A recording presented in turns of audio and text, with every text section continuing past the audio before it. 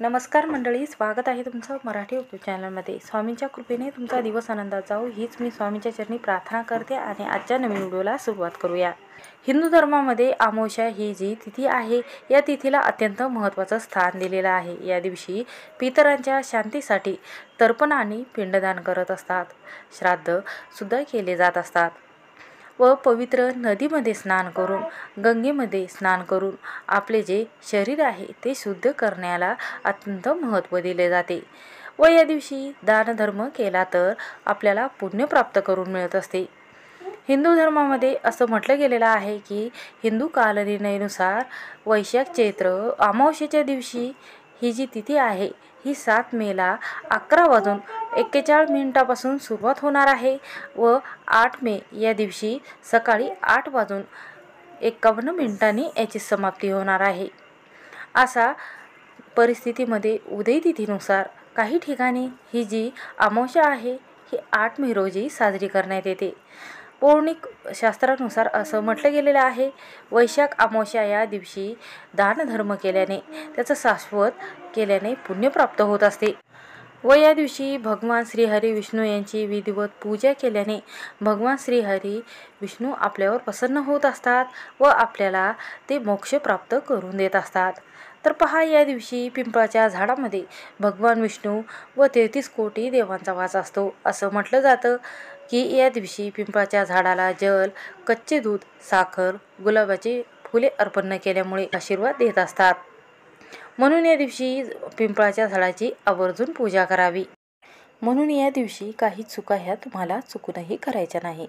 तर पहा, भरपूर वेळा सेवा उपाय करत असतो पण आपल्याला पाहिजे तशी फळ मिळत नाही व आपलं जे मन आहे ते नाराज होते आणि ही एवढी सेवा व उपाय केल्यानंतर त्याचे योग्य ते फळ आपल्याला मिळत नाही. पण आपण जेव्हा सकाळी देवाची पूजा करत असतो तेव्हा आपल्याकडून काही नकळत काही चुका घडत असतात. म्हणून आपण जी काही पूजा करतो किंवा सेवा करतो त्याचे फळ आपल्याला मिळत नाही, उलट त्याचे दुष्परिणाम आपल्याला भोगावे लागतात. तर या दिवशी कोणत्या आपल्याला चुका करायच्या नाहीत याबद्दलची संपूर्ण माहिती या व्हिडिओमध्ये पाहणार आहोत. शुभांगी लाईफस्टाईलमध्ये नवीन असाल तर सबस्क्राईब करायला विसरू नका. असेच नवनवीन व्हिडिओ बघण्यासाठी बेल आयकॉनला प्रेस करा. जेव्हा मी नवीन व्हिडिओ अपलोड करेन त्याचं नोटिफिकेशन सर्वात अगोदर तुम्हाला भेटेल आणि तुम्ही एक पण व्हिडिओ मिस करणार नाही. तर पहा, बरेच जणांना अमावस्या ही असं वाटते की अशुभ आहे. तर पहा, ही अमावस्या जी आहे ती अतिशय वाईटसुद्धा नसते किंवा अतिशय शुभ देखील मानली गेलेली नाही. तर पहा, अमावस्या काळामध्ये जी नकारात्मक ऊर्जा आहे ही बाहेरच्या परिसरामध्ये जास्त प्रमाणात याची नकारात्मक ऊर्जा असते. म्हणून आपण काही सेवा व उपाय करत असतो त्याचा प्रभाव त्यावर लगेचच पडतो. म्हणून या दिवशी काही पूजा विधी केली तर त्याचे जे फळ आहे ते दुप्पटपटीने आपल्याला मिळत असते. म्हणून या दिवशी आपल्या घरातील काही वस्तू आहेत त्या चुकूनही तुम्हाला दुसऱ्याला द्यायच्या नाहीत व यातील काही पदार्थ आहे ते सुद्धा तुम्हाला चुकूनही खायचे नाही किंवा द्यायचे नाहीत. सर्वात महत्त्वाचा झाडू. तर पहा, हा झाडू लक्ष्मीप्रिय म्हटला गेलेला आहे. झाडू चुकूनही तुम्हाला दुसऱ्याला द्यायचा नाही. तर पहा, जो लक्ष्मीप्रिय झाडू आहे जर अमावस्येच्या दिवशी आपण दुसऱ्या व्यक्तीला झाडण्याकरिता दिला तर आपल्या घरामध्ये अलक्ष्मी प्रवास करत असते आणि जी लक्ष्मी देवी आहे ती आपल्या घरातून कायमची निघून जात असते. तर पहा, आपल्या घरामध्ये असे काही पांढऱ्या रंगाचे जे धान्य आहे त्यामध्ये तांदूळ आहे किंवा गव्हाचे पीठ आहे, साखर झाले, ह्या ज्या वस्तू आहेत ह्या लक्ष्मीप्रिय म्हटल्या गेलेल्या आहेत व त्यामध्ये मीठसुद्धा आलेले आहे. तर हे जे लक्ष्मीप्रिय वस्तू आहेत ह्या तुम्हाला चुकूनही अमावस्येच्या दिवशी कोणत्याही स्त्रियाला जरी मागण्याकरिता आली तरीही तुम्हाला ही वस्तू द्यायची नाही. तर पहा, तसेच संध्याकाळची वेळ झाल्यानंतर दही व दूध हे दुसऱ्या व्यक्तीला आपण कधीही संध्याकाळच्या वेळी देऊ नये. म्हणून अमावस्येच्या दिवशी ह्या ज्या वस्तू आहेत त्या चुकूनही तुम्हाला कोणाला द्यायच्या नाहीत. कोणी कितीही आग्रह करत असेल तरीही तुम्हाला ह्या वस्तू चुकूनही द्यायच्या नाहीत. कारण माता लक्ष्मी यामध्ये वास करत असते, म्हणून तुम्हाला चुकूनही या वस्तू द्यायच्या नाहीत. तर पहा, काही व्यक्ती असे असतात आपल्या घरामध्ये वाईट शक्तीचा जो प्रवेश आहे तो व्हावा अशा काही व्यक्ती असतात जे आपल्या घरामध्ये शत्रुपीडा होण्याकरिता मुद्दाम या दिवशी आपल्याला ह्या वस्तू आहे त्या मुद्दाम मागत असतात व आपल्या घरामध्ये संकट, विघ्न यासारखे कारणे त्या घेऊन येत असतात. म्हणून तुम्ही चुकूनही या वस्तू देऊ नका. कारण माता लक्ष्मी आपल्यावर नाराज होत असते आणि घरामध्ये कायमस्वरूपी राहत नाही. तर पहा, आपल्याला सर्वात महत्त्वाची काळजी घ्यायची आहे म्हणजे मुलांची. तर पहा, खेळण्याकरिता मुलं बाहेर जात असतात. कोणी जेवायला जरी या दिवशी तुम्हाला बोलवले असेल, चुकूनही तुम्हाला या दिवशी जेवायला जायचं नाही किंवा मुलालासुद्धा तुम्हाला पाठवायचं नाही. तर पहा, ज्या व्यक्तीवर तुमचा जास्त विश्वास असतो तीच व्यक्ती तुम्हाला धोका देत असते. कारण ही जी अमावस्या असते ही वाईट लोकांसाठी वाईट म्हणली गेलेली आहे आणि चांगल्या गोष्टीसाठी चांगलीच म्हटली गेलेली आहे. तर पहा, प्रत्येक व्यक्ती आपल्यासारखी नसते. त्यांच्या मनामध्ये नेमकं काय चालले आहे हे आपल्याला माहीत नसते. म्हणून तुम्ही चुकूनही या दिवशी हा जो नियम आहे तो आवर्जून पाळावा. अमावस्येच्या दिवशी असे काही तोडगे केले जातात, त्याचा दुष्परिणाम आपल्याला भोगावा लागतो.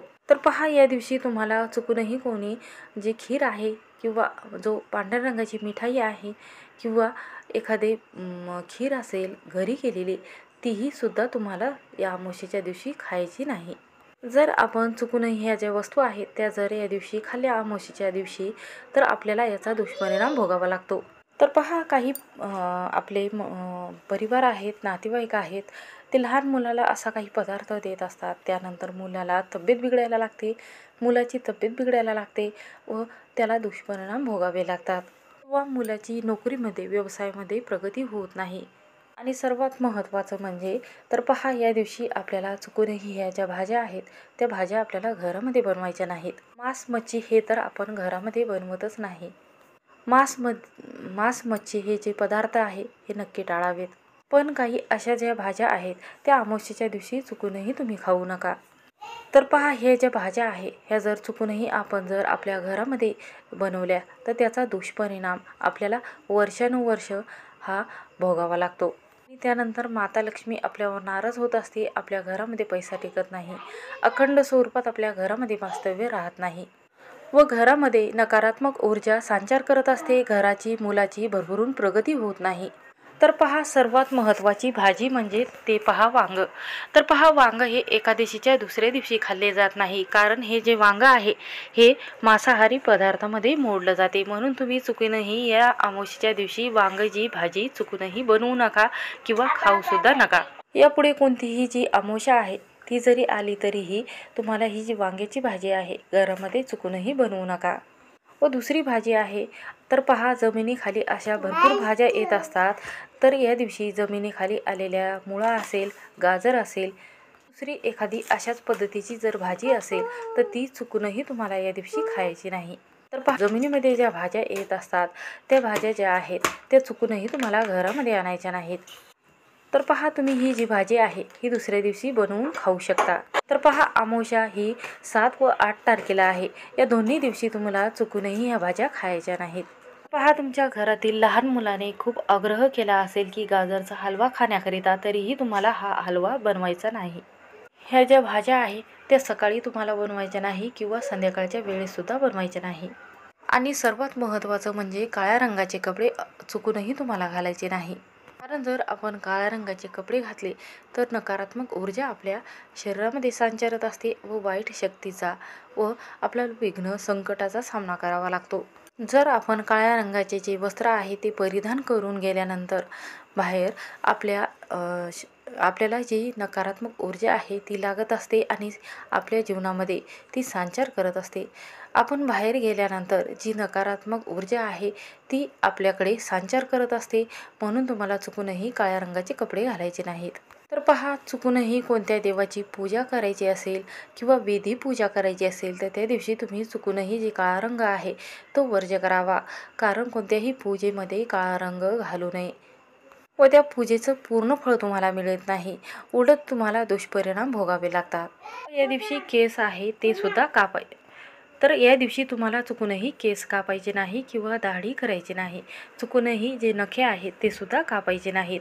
हे नियम जे आहे ते अमावस्येच्या दिवशी आवर्जून पाळावेत. श्री स्वामी समर्थ. व्हिडिओ आवडला असेल तर स्किप न करता शेवटपर्यंत नक्की पहा.